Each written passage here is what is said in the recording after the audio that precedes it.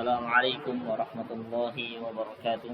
إن الحمد لله نحمده ونستعينه ونستغفره ونعوذ بالله من شرور أنفسنا ومن سيئات أعمالنا. من يهده الله فلا مضل له ومن يضلل فلا هادي له. أشهد أن لا إله إلا الله وحده لا شريك له وأشهد أن محمدا عبده ورسوله صلى الله عليه وعلى آله وأصحابه ومن تبعهم بإحسان إلى يوم القيامة. أما بعد، ikhwani fid din rahimani wa rahimakumullah. Alhamdulillah, kembali kita melanjutkan pembahasan kita dalam kitab Al-Fiqhu Muyassar fi Dawil Kitab wa Sunnah, yang mana di pertemuan yang lalu kita telah menyelesaikan dari bab yang ketiga berkaitan dengan qada al-hajah, buang hajat dan adab-adabnya. Sedikit kita murojaah bahwasanya permasalahan yang telah kita bahas, bahwa muallif hafizahullah taala dalam kitab ini menyebutkan dari perkara yang disunnahkan ketika buang hajat, dan juga perkara-perkara yang diharamkan bagi seorang yang buang hajat, begitupun perkara-perkara yang dimakruhkan. Kemudian kita masuk pada pembahasan yang baru, pada bab yang baru, yaitu bab Rabi', bab yang keempat. Qala mu'allif hafizahullah ta'ala, bab Rabi' fi siwaki wa sunanul fitrah, yaitu penjelasan tentang siwak dan sunnah-sunnah fitrah. Wa fihi iddatu masail, dan padanya terdapat beberapa permasalahan. Maka di sini beliau hafizahullah ta'ala akan membahas tentang hal-hal yang berkaitan dengan sunnah-sunnah fitrah.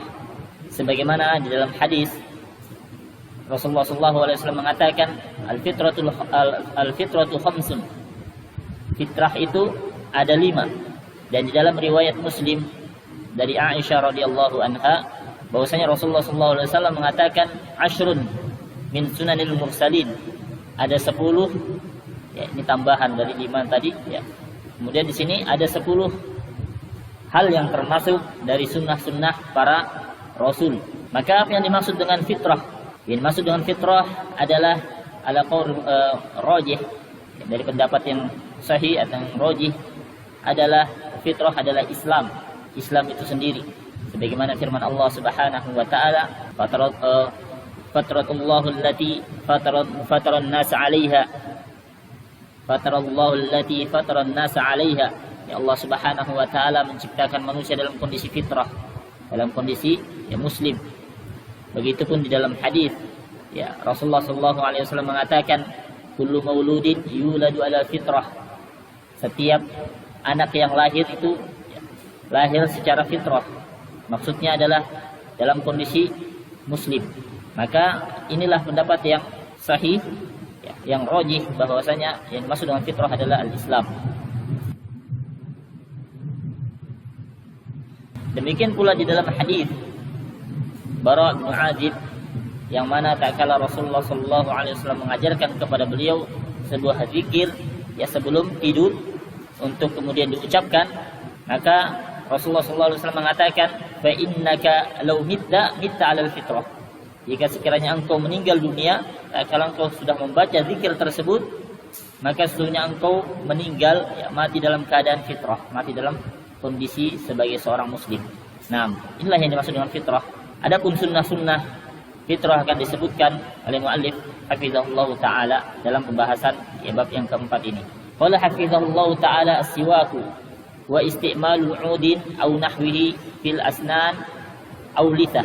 Siwak adalah menggunakan batang kayu atau akar atau semisalnya untuk membersihkan gigi dan gusi. Liizalati ma ya'laku bihima minal at'imah warrawa'ih, yang mana untuk menghilangkan dari apa-apa yang masih tersisa atau melekat pada keduanya, ya, pada gigi atau pada gusi, dari sisa-sisa makanan dan dari bau yang ada pada mulut. Maka yang dimaksud dengan siwak di sini adalah seseorang yang membersihkan dengan membersihkan mulutnya atau giginya itu dengan menggunakan syajaratul araq, pohon arok. Ini biasa banyak di tanah arok. Di tempat kita wallahu a'lam seperti tidak ada. Dan akan dijelaskan nanti ya, pembahasan yang akan datang bahwasanya apakah menggunakan selain daripada batang atau akar arok ini ya termasuk dari menjalankan sunnah. Maka yang sahih adalah dia termasuk dari menjalankan sunnah karena tujuannya adalah sama, yaitu membersihkan, menghilangkan kotoran-kotoran yang ada pada mulut dan menghilangkan bau yang ada padanya. Yang mana kata siwak sendiri ya, itu berasal dari kata at-tasawwuf. At-tasawwuf yaitu perbuatan. Ya, perbuatan ketika seorang membersihkan bagian mulutnya, giginya, gusinya dan lain-lain. Disebut at-tasawwuf. Naam. Maka yang disebutkan di sini siwak itu yang dimaksud dengan menggunakan batang atau kayu dari akar daripada pohon arok. Ini biasa tumbuh di dekat ya di daerah padang pasir. Dia seperti kelihatan seperti rawa tanamannya, tidak tinggi. Namun yang diambil itu akarnya. Nah, kemudian beliau menyebutkan al-mas'alatul ula, permasalahan yang pertama, hukmuhu. Apa hukumnya itu bersiwak? Qala hafizahullah taala as-siwaku masnunun fi jamil awqat. Bersiwak itu dianjurkan, disunnahkan pada setiap waktu. Hatta shaim law tasawwaka fi hali siyamihi fala ba'sa bidzalik. Walaupun seorang yang berpuasa, jika sekiranya dia bersiwak dalam kondisi dia berpuasa, maka tidak mengapa. Sawa'an kana awalan nahar au akhirih. Tidak ada perbedaan dia mau bersiwak di awal ya pagi atau di sore hari. Maka beliau di sini menyinggung bahwasanya ada perselisihan di antara ulama, di kalangan ulama, bahwa ada yang berpendapat yaitu dimakruhkan bersiwak bagi orang yang berpuasa. Karena kan sebahagian ulama yang mengatakan bahwasanya orang yang berpuasa itu boleh bersiwak sebelum wasatun nahar, sebelum di pertengahan hari. Adapun di pagi hari dia boleh. Adapun setelah di pertengahan hari maka hukumnya makruh. Dan ini adalah pendapat dari pendapat Syafi'i, begitupun dengan Hanabilah, Ishaq Ibn Rahuyah dan selainnya, yang mana mereka berdalil dengan hadis Ali bin Abi Thalib radhiyallahu anhu bahwasanya Rasulullah sallallahu alaihi wasallam mengatakan, "Idza sumtum fastaku bil ghadati wala bil ghadati idza sumtum fastaku bil ghadati wala tastaku bil ashi." Jika sekiranya kalian berpuasa, maka bersiwaklah di pagi hari dan jangan bersiwak di sore hari. Namun hadis ini hadis yang dhaif, didoifkan oleh sebagian ulama seperti Baihaqi, Daruqutni dan juga Ibnu Hajar rahimahumullah jami'an. Maka walhasil simpulannya bahwasanya hadis ini hadis dhaif, tidak bisa dijadikan hujjah. Maka kembali pada keumuman bahwa seorang boleh saja bersiwak kapanpun, boleh saja dia bersiwak. Maka beliau mengatakan li'anna Nabiyya sallallahu alaihi wasallam raghaba fihi targhiban mutlaqan. Dikarenakan Nabi sallallahu alaihi wasallam menganjurkan dengan anjuran secara mutlak bersiwak ini. Walam yuqayyidu biwaqtin duna akhar, dan tidak mengkaitkan dengan waktu tertentu. Jadi ya secara umum. Haitsu qala sallallahu alaihi wasallam as-siwaku madharatun lil fam maradatun lirrabb. Bahwasanya Rasulullah sallallahu alaihi wasallam mengatakan siwak itu mensucikan, membersihkan mulut dan mendatangkan ridha Allah Subhanahu wa taala. Ini dari hadis Aisyah. Disebutkan oleh Imam Bukhari secara mu'allaq dan disambung oleh Imam Ahmad dan disahihkan oleh Syekh Albani rahimahullahu taala. Dan juga dari sabda Rasulullah sallallahu alaihi wasallam, beliau mengatakan laula an asyqa ala ummati la amartuhum bisiwak inda kulli shalah. Jika aku tidak memberatkan umatku, maka aku akan memerintahkan mereka untuk bersiwak setiap kali hendak melaksanakan salat. Maka di sini hadisnya umum. Salat ya, setiap melakukan salat maka masuk waktu asar asar itu adalah waktu sudah di akhir daripada hari, maka boleh seorang walaupun dia berpuasa dia bersiwak di waktu asar. Ini menunjukkan bahwasanya tidak mengapa seorang yang dia bersiwak sedang dia berpuasa di waktu asar. Dan di hadis yang lain, riwayat yang lain dikatakan bahwasanya laula an asyqa ala ummati la amartuhum bisiwak ma'a kulli wudu. Jika sekiranya aku tidak memberatkan umatku, aku akan memerintahkan mereka untuk bersiwak pada setiap kali berwudu. Itu kalau misalkan 5 kali bersiwak setiap wudu. Hadis ini diriwayatkan oleh Imam Ahmad dan selainnya. Kesimpulannya, ikhwan fillah rahimani wa rahimakumullah, bahwasanya bersiwak dianjurkan kapan saja, sedang berpuasa atau tidak, di pagi hari atau di sore hari, dan inilah yang sahih dari pendapat ulama. Dan yang paling afdal jika memungkinkan yaitu dengan menggunakan batang arak, yaitu batang siwak atau akar siwak. Namun jika kesulitan karena harganya mahal untuk di negara kita ini, biasa kalau kita dapatkan di Saudi itu 1 real bisa satu, panjang sekitar seperti ini, 1 real, murah sekali. Namun di Indonesia ini dengan sudah dikemas, dipres dengan penutup agar tidak kering, itu harganya jauh lebih mahal sehingga susah untuk kemudian didapatkan bagi orang-orang yang istilahnya tidak memiliki uang banyak. Maka dengan itu dia menggunakan apa? Selain daripada siwak, yaitu sikat gigi atau yang lainnya. Nah, kemudian beliau hafizahullah taala melanjutkan pembahasan berikutnya, al-mas'alatu tsaniyah, permasalahan yang kedua, mata yu'akkad, kapan waktu dianjurkannya bersiwak ini. Di mana telah kita sebutkan bahwasanya pada hakikatnya bersiwak itu adalah kapan saja, kecuali pada saat melaksanakan ibadah yang tidak boleh melakukan sesuatu kecuali daripada gerakan-gerakan ibadah itu sendiri. Seperti misalkan sholat, nggak boleh orang sholat itu sambil bersiwak, nggak boleh. Siwak bisa dilakukan kapan saja kecuali pada saat melakukan ibadah. Karena Rasulullah SAW mengatakan, inna fis salati la syughul, sesungguhnya di dalam sholat itu ada kesibukan, di mana seorang itu berzikir, berdoa, mengucapkan takbir dengan gerakan-gerakan yang maksus, yang dikhususkan. Nah, maka di sana ada kesibukan. Namun di sini muallif hafizahullah taala akan menjelaskan bahwa ada waktu-waktu yang khusus di mana seorang ini sangat dianjurkan untuk bersiwak. Beliau mengatakan wa yu'akkadu indal wudu, dianjurkan untuk bersiwak itu ketika berwudu. Wa indal intibah minan naum, tatkala terbangun dari tidur. Dikarenakan seorang yang tidur itu bau mulutnya berubah ketika tidur. Hendaknya dia tatkala bangun dia membersihkannya dengan bersiwak. Wa inda taghyir raihatil fam, ketika berubahnya aroma di dalam mulutnya, maka dia dianjurkan untuk bersiwak. Wa inda qiraatil Qur'an, ketika hendak membaca Al-Qur'an bersiwak. Wa inda shalah, ketika hendak melaksanakan salat. Nah, maka kalau misalkan kita berangkat ke Saudi, ke Yaman, kita sering mendapati sebahagian dari kaum muslimin ketika hendak melaksanakan salat sebelum takbir itu siwakan dulu, baru taruh kantor kemudian takbir, menjalankan apa yang telah Rasulullah SAW sunnahkan. Dan ini mudah karena siwak tidak seperti sikat gigi. Kalau kita buat sikat gigi itu agak repot ya. Nah,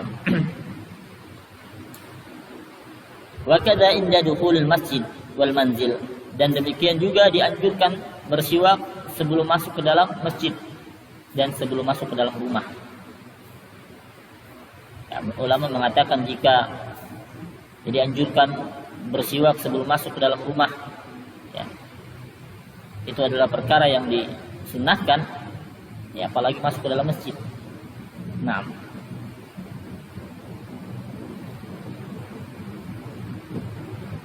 di hadis Miqdam ibn Shuraih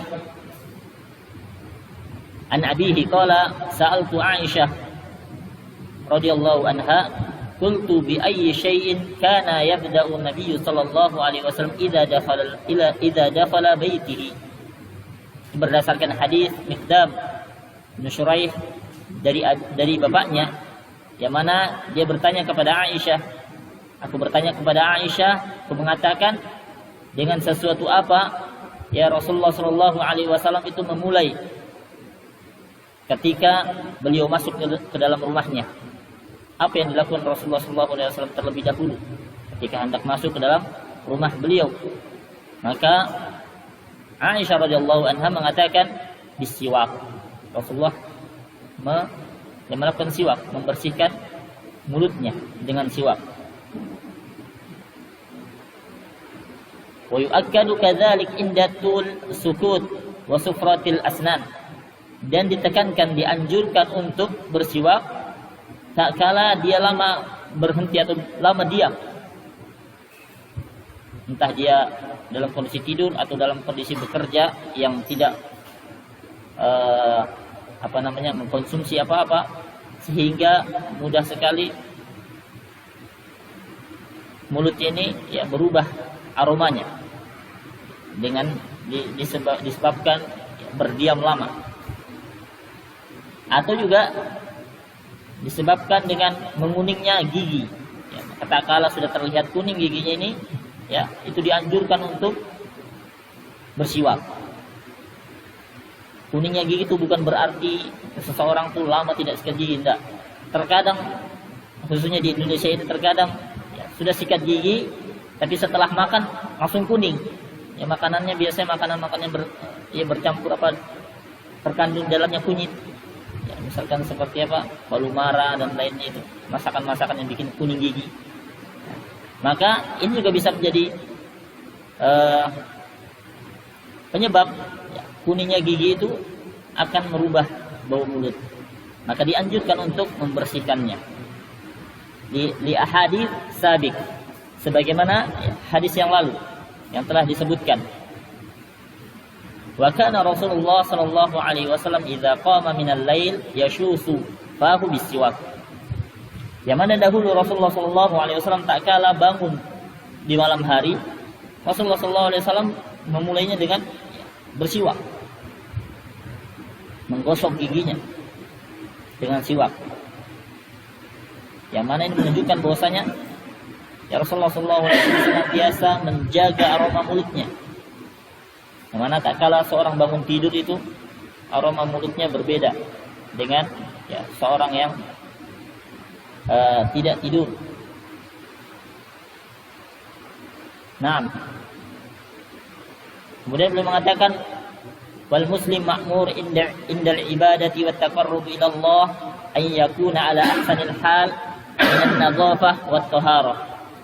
Dan setiap muslim itu dianjurkan, diperintahkan ya tak kala beribadah kepada Allah, mendekatkan diri kepada Allah itu dalam kondisi sebaik-baik ya kondisi, bersih, suci dan wangi,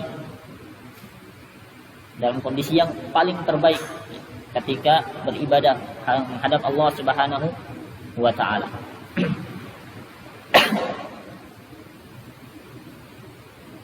Nah, inilah waktu-waktu yang dianjurkan, ditekankan bagi setiap muslim untuk kemudian bersiwak, membersihkan ya, mulutnya. Dan sudah menjadi kebiasaan Nabi Shallallahu Alaihi Wasallam bahwa beliau paling tidak suka ya, berubah bau mulutnya. Oleh karena itu sangat tersinggung Rasulullah Shallallahu Alaihi Wasallam ketika Aisyah radhiyallahu anha dan Hafsah radhiyallahu anha sempat melakukan sesuatu perbuatan yang tujuannya adalah merendahkan kedudukan istri-istri Nabi Shallallahu Alaihi Wasallam yang lainnya. Di mana dalam satu riwayat bahwa suatu ketika Nabi Shallallahu Alaihi Wasallam beliau singgah di rumah Zainab dan beliau meminum madu. Dan ini rupanya tidak disenangi oleh istri beliau yang lain, dalam hal ini adalah Hafsah dan Aisyah radhiyallahu anha. Sehingga mereka pun bersepakat jika bertemu dengan Nabi Shallallahu Alaihi Wasallam, maka mereka akan menyebutkan bahwa bau mulut Nabi Shallallahu Alaihi Wasallam ini telah berubah. Dan tak kala Rasulullah Shallallahu Alaihi Wasallam datang, mereka mengatakan, inni ajidu minka rihan maghafir. Sesungguhnya aku mendapatkan bau yang tidak sedap dari mulutmu, ada bau busuk. Apa yang kau minum? Maka kemudian Rasulullah SAW mengatakan, syaribtul asal, aku meminum madu. Namun disebabkan dari ucapan istri beliau ini, sehingga Rasulullah SAW mengharamkan dirinya untuk minum asal, minum madu.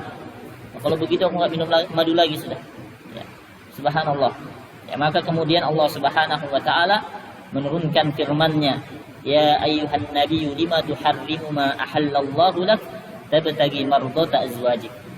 Wahai Nabi, kenapa engkau mengharamkan apa yang Allah Subhanahu wa taala halalkan bagimu untuk mencari keridhaan dari istri-istrimu. Namun teguran dari Allah Subhanahu wa taala, karena Allah Subhanahu wa taala mengetahui bahwa Rasulullah sallallahu alaihi wasallam sangat suka dengan asal wal halawah, madu dan manisan-manisan. Rasulullah sallallahu alaihi wasallam sangat senang. Maka Rasulullah sallallahu alaihi wasallam dengan kejadian ini sempat mengharamkan dirinya untuk minum madu. Namun kemudian Allah Subhanahu wa taala yang menegurnya, menurunkan ayat yang mana kemudian Rasulullah sallallahu alaihi wasallam tidak melanjutkan apa yang dia inginkan tadi. Dan ulama tafsir menjelaskan bahwasanya ini menunjukkan bahwa Rasulullah sallallahu alaihi wasallam sangat tidak senang apabila terjadi perubahan bau pada mulutnya. Maka dengan itu seharusnya setiap muslim itu menjaga kondisi mulutnya agar senantiasa terbebas dari bau mulut, agar ketika beribadah kepada Allah Subhanahu wa taala dalam kondisi yang terbaik. Yang mana juga disebutkan di dalam hadis bahwasanya Rasulullah sallallahu alaihi wasallam melarang untuk seorang masuk ke dalam masjid tak kala dia baru saja makan bawang, yang mana ada pada mulutnya bau bawang, yang mana ini mengganggu. Bagi kita jenis makanan di Indonesia ini beraneka ragam. Ada yang namanya pete, ada yang namanya jengkol, yang meninggalkan bau yang dapat mengganggu.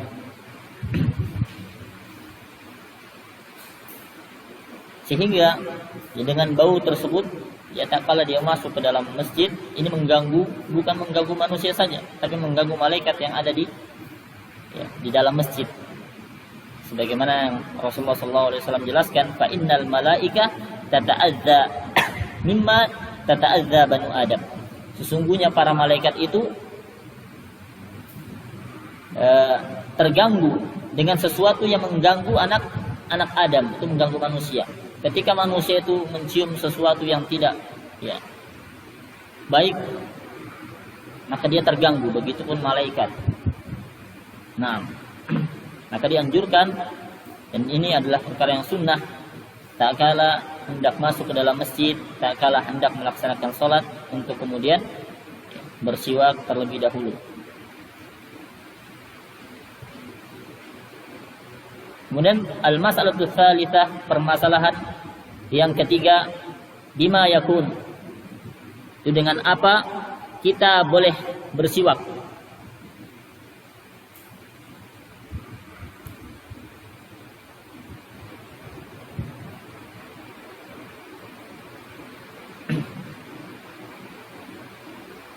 Nah, ikhwan fillah rahimani wa rahimakumullah.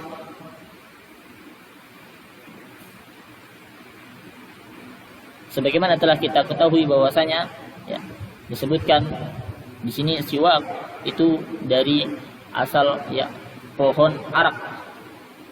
Ya, maka akan disebutkan oleh beliau di sini berkaitan dengan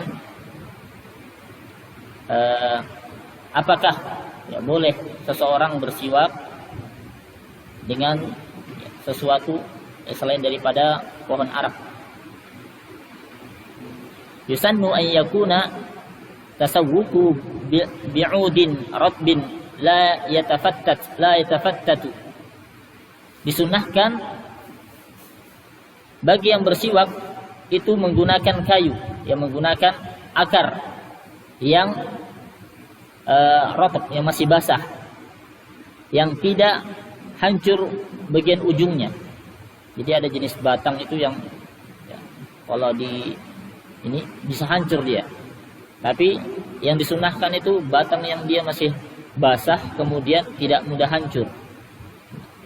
Pecah tapi dia tidak mudah hancur. Wala yujarrih al-fam, dan tidak melukai mulut.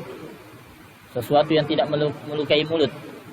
Fa inna an-nabiyya sallallahu alaihi wasallam kana yastaku bi'udin araq. Karena sesungguhnya Rasulullah sallallahu alaihi wasallam bersiwak dengan menggunakan batang araq, pohon araq tadi.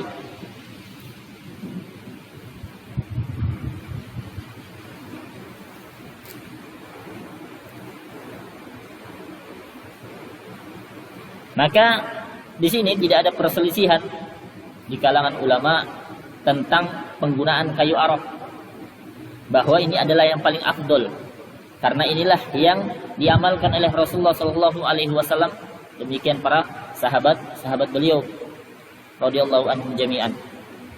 Namun yang menjadi perselisihan di antara ulama adalah bagaimana hukum dari menggunakan selain daripada batang araq, seperti di kita ya, sikat gigi atau yang lainnya. Atau misalkan seorang menggunakan jarinya untuk membersihkan ya kotoran yang ada pada giginya. Apakah ini termasuk dari perkara sunnah? Ya, apakah ini termasuk dari perkara sunnah? Maka di sini terjadi perselisihan di kalangan ulama. Maka dari mazhab Imam Ahmad ini ada dua pendapat.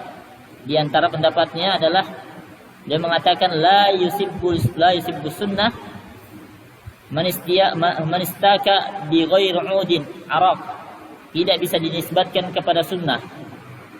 Ya, tidak dikatakan perbuatan sunnah kalau seorang itu bersiwak dari selain menggunakan pohon arak, ya, araq. Adapun pendapat Imam Syafi'i ya, dari kalangan Hanabilah juga dan Malikiyah dan selainnya, mereka mengatakan bahwasanya menggunakan selain daripada batang araq ini adalah dari bagian sunnah, dari sunnah Nabi Sallallahu Alaihi Wasallam, disebabkan apa yang diinginkan Nabi Sallallahu Alaihi Wasallam itu ya tercapai, yaitu bersihnya, sucinya mulut, hilangnya bau pada mulut. Yang mana Rasulullah sallallahu alaihi wasallam mengatakan as-siwaku matharatun lil fam, bahwasanya siwak itu membersihkan, mensucikan mulut. Sehingga dengan apa saja yang seseorang dapat membersihkan dan mensucikan mulutnya, maka dia telah mendapatkan bagian dari sunnah Rasulullah sallallahu alaihi wasallam. Ibnu Qudamah rahimahullahu taala mengatakan yusibu minas sunnah biqadri ma yahsulu biqadri ma yahsulu min iqa. Maka bagi orang yang dia bersiwak dari selain menggunakan pohon arak ini, Ibnu Qudamah mengatakan dia mendapatkan sunnah sesuatu ya, dia mendapatkan sunnah sesuai apa yang mampu dia bersihkan dari mulutnya. Dan dikatakan wala yatruk qalilan minas sunnah lil ajzi anil kathir, lil ajzi an aktsariha, dan jangan seseorang meninggalkan yang sedikit dari sunnah karena dia tidak mampu mengambil yang lebih banyak. Misalkan karena dia tidak dapat siwak, akhirnya dia tidak mau bersiwak, tidak mau juga sikat gigi, ya, tidak mau membersihkan dengan ya alat-alat yang ada di sekitarnya, dengan ya pakaian misalnya, dengan handuk, ya. Maka ini dia telah meninggalkan sama sekali apa yang disunahkan oleh Rasulullah SAW. Jika sekiranya seorang tidak mendapatkan siwak, maka jangan dia meninggalkan ya mulutnya dalam kondisi dengan bau dan tidak dia bersihkan. Ya, maka jangan sekali dia meninggalkan ya, hal yang sedikit dari sunnah, karena ya, disebabkan dia tidak bisa mendapatkan yang lebih banyak, yang lebih afdol, maka yang sedikit jangan ditinggalkan. Selagi dia bisa membersihkan mulutnya, maka dia bersihkan, maka ini bagian daripada sunnah Nabi Sallallahu Alaihi Wasallam. Dan dikatakan wa qala hadza qaulu sahih. Dan ini adalah pendapat yang sahih, pendapat yang benar, bahwa seorang yang menggunakan apa saja dari selain daripada batang Arab tadi, maka dia telah mendapatkan bagian dari sunnah Nabi Sallallahu Alaihi Wasallam. Demikian pula yang disebutkan oleh Imam An-Nawawi rahimahullah ta'ala. Dia mengatakan ayyu syai'in istaka mimma yuzilu hasal istiyaq. Dengan apa saja seseorang bersiwak, dengan hal-hal yang dapat menghilangkan kotoran, maka telah mencapai ya, perbuatan ya, telah termasuk pada perbuatan bersiwak. Kal hirqah au kal isba', seperti dia menggunakan misalkan handuk, dia menggosok dengan handuk, atau dia menggunakan jari jemarinya untuk membersihkan giginya, membersihkan mulutnya, maka ini termasuk. Dan ini merupakan mazhab dari Abu Hanifah rahimahullah ta'ala.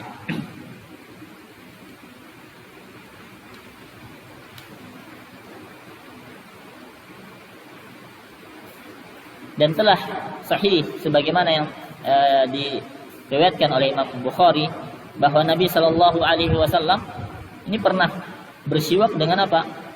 Bijaridatin ratbah, dengan tangkai ya, pohon kurma yang masih basah. Tangkai kurma yang masih basah itu digunakan oleh Nabi Sallallahu Alaihi Wasallam untuk membersihkan mulutnya. Maka ini menunjukkan bahwasanya ya boleh seorang itu bersiwak selain dari menggunakan pohon arak. Namun tetap ya, sebagaimana telah dijelaskan bahwasanya yang paling afdol itu menggunakan dari batang arak, karena di sini ya sesuai dengan apa yang dilakukan oleh Rasulullah SAW dan para sahabat-sahabatnya. Dan mu'allif hafizahullah ta'ala mengatakan fa in lam yakun indahu 'ud yastaku bihi halal wudu.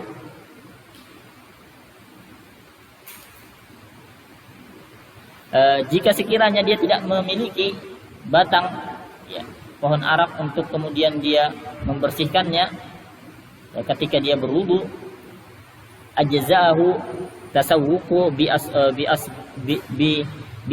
usbu'ihi ya, bi usbu'ihi, maka dibolehkan ya, dia bersiwak atau membersihkan mulutnya itu dengan jari jemarinya, dengan jari-jarinya. Kama ra'a dzalika Ali bin Abi Thalib radhiyallahu anhu fi sifatil wudu Nabi sallallahu alaihi wasallam.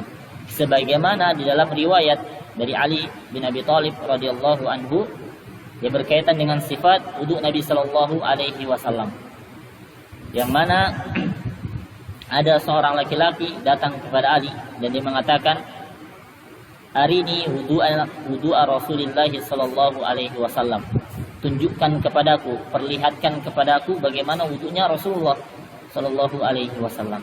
Kemudian Ali mengatakan, "I'tini biqauzin minal ma' biqauzin min ma'in." Fa ghasala kaffaihi wa wajhahu thalathan wa tamadmada thalathan. Fa adkhala ba'da asabi'ihi fihi.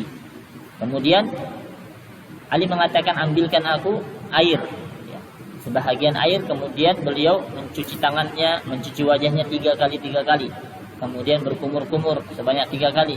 Kemudian beliau memasukkan, ya, sebahagian dari jari-jari beliau ke dalam mulutnya. Kemudian beliau di akhir hadis mengatakan, kadza kana wudu Nabi sallallahu alaihi wasallam.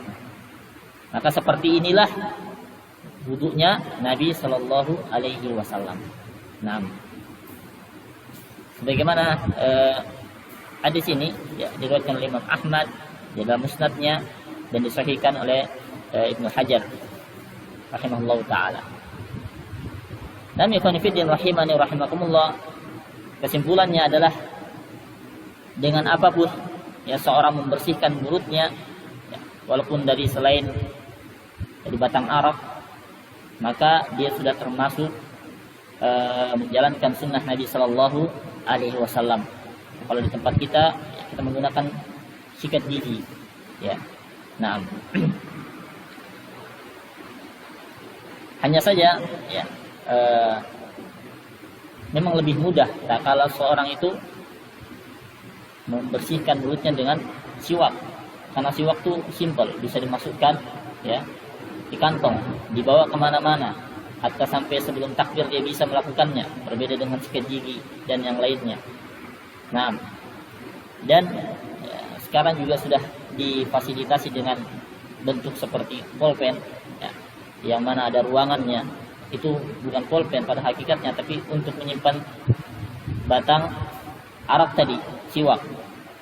Bisa dibuka, masukkan agar kemudian dia tidak kering, kemudian dicantolkan seperti pulpen. Nah, seperti itu. Maka kita sering sekali melihat orang-orang setiap kali, ya, sebelum berwudu bersiwak, habis selesai berwudu bersiwak, masuk ke masjid bersiwak, sebelum takbir bersiwak. Subhanallah. Dalam kondisi seperti ini, maka kita yakini apa yang ada, ya, kuman-kuman yang ada di dalam mulutnya itu hilang, dan bau yang tidak sedap pada mulutnya itu hilang dengan menjalankan sunnah Nabi Sallallahu Alaihi Wasallam. Berbeda dengan sikat gigi, ya, terkadang itu agak susah. Nah, berkaitan dengan ada yang terlupa di sini, ya. Walau an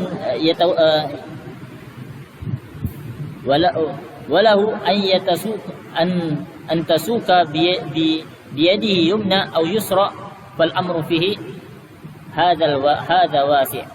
Jika sekiranya dia bersiwak dengan menggunakan tangan kanannya atau tangan kirinya, maka perkaranya perkara yang luas. Ya.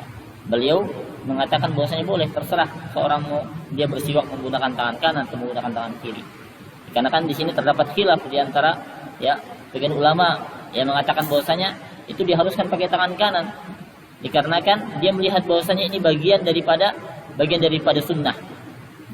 Bersiwak ini bagian daripada sunnah, dan melakukan sunnah itu dilazimkan untuk menggunakan tangan kanan.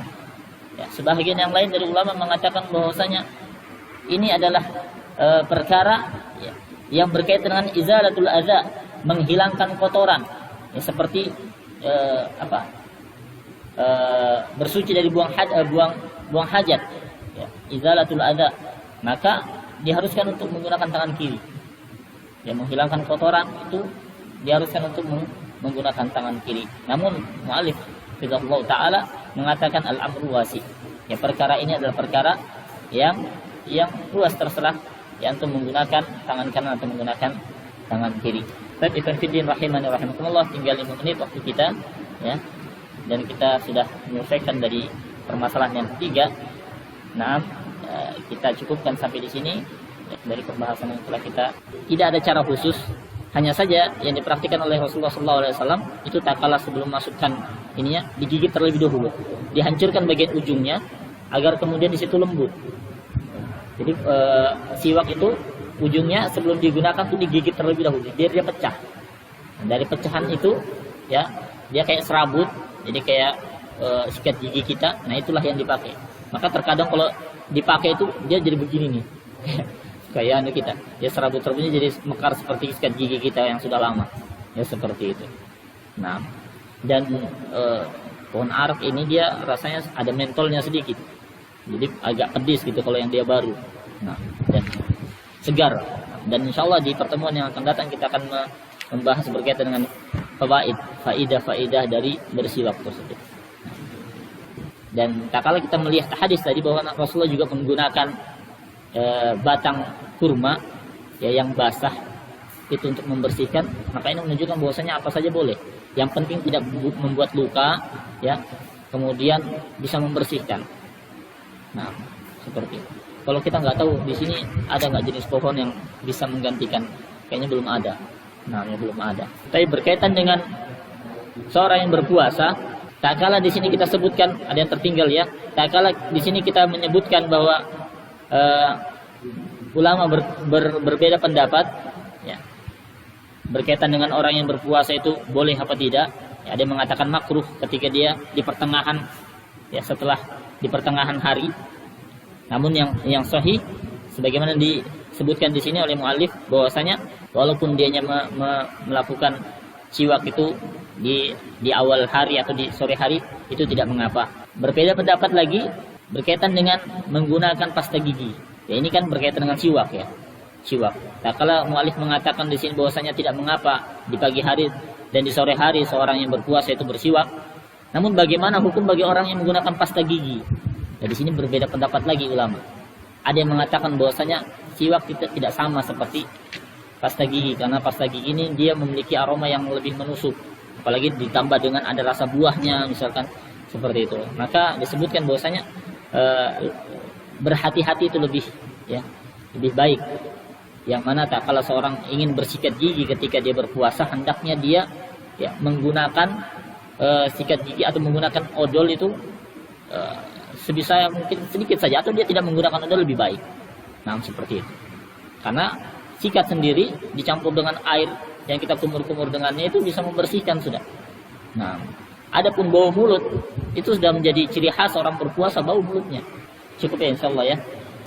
Kita akhiri tapi bihadzal qadar subhanallahi bihamdihi la ilaha illa anta astaghfiruka wa atubu ilaik. Assalamualaikum warahmatullahi wabarakatuh.